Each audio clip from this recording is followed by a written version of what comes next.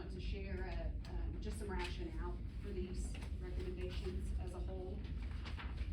Sure, I'll just note, you're familiar with our guardrails, and so I'll go straight for the guardrails that we're recommending to remove, just so that we can just kind of get straight to the conversation. When you look at the page that says recommended removed guardrails, it starts off with interim guardrail 1.1, the percentage of students' favorable responses, sense of belonging. So it's the sense of belonging guardrail that we are recommending to remove. And not to go into way too much detail, but what we're finding is because we are also focused on decreasing the suspension rates of our students, we are focusing on making sure that our students have an engaged level of experience.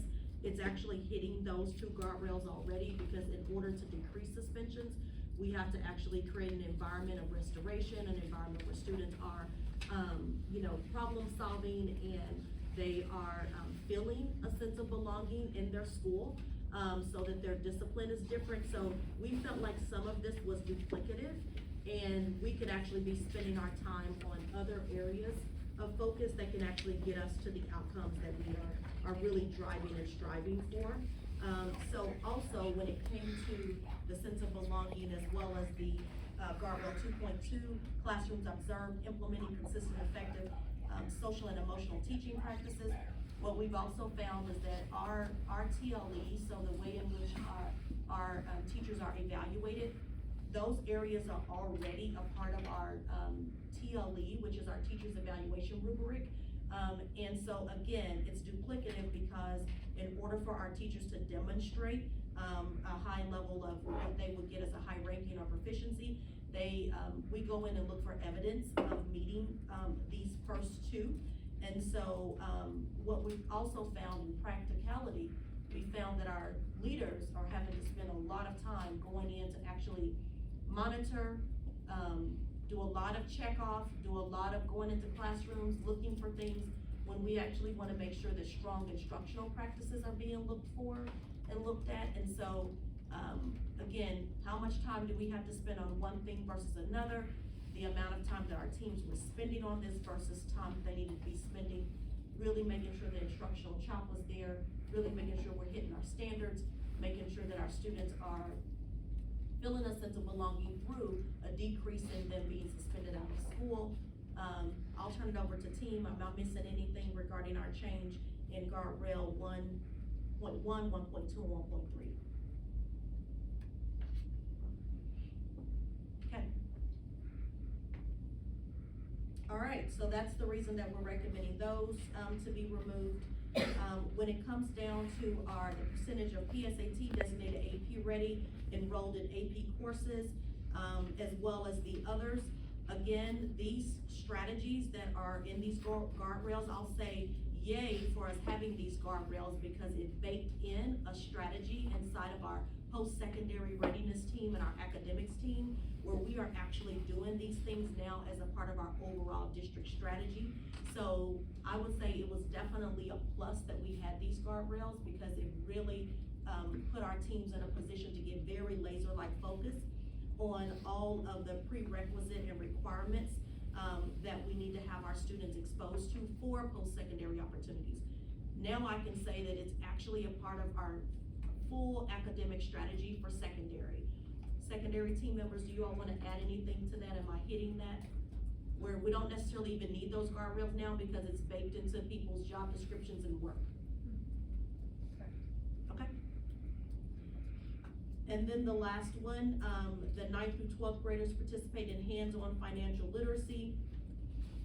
We know that the community spoke to this, and we know that this is critically important, as well as completing of the ICAP. Again, both of these things are required already. So the financial literacy piece, personal financial literacy is required for a graduation requirement, but the actual hands-on piece, we put this here because it literally required that our team spend weeks and weeks and weeks planning complete field trip experiences for every single one of our high school students in order to meet this guardrail. So the guardrails quickly became goals for us, if you will, And it required a lot of time, resource, and effort that we felt like was taking away from students actually completing and supporting completion of graduation requirements, and just getting students set up for post-secondary readiness opportunities. So again, our team members being targeted, spending the right amount of time on what we actually believe they need to be spending time on,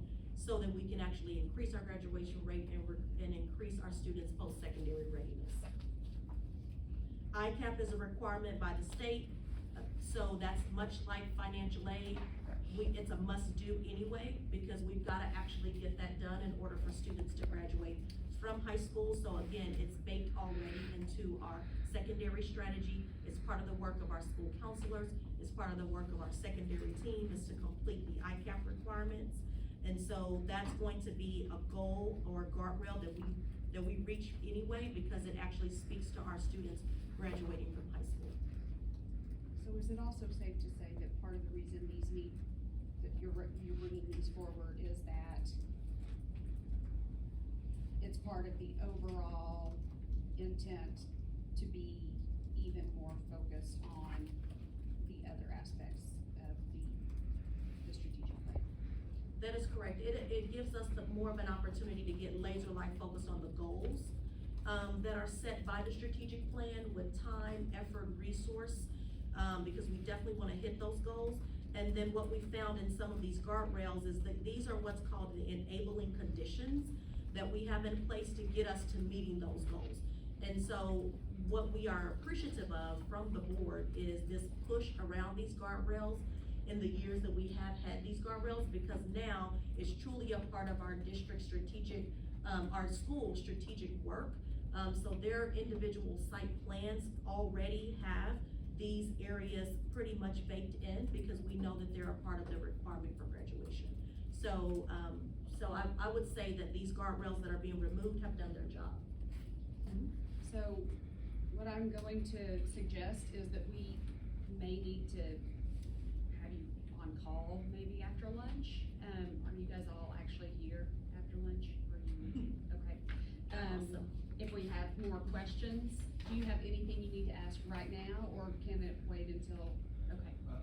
And I think I kinda understand where you're going on these guardrails, and I think there was a lot of discussion on these, a lot of these were actually, they look more like goals than Yeah. guardrails, and I think maybe this kinda helps to do that.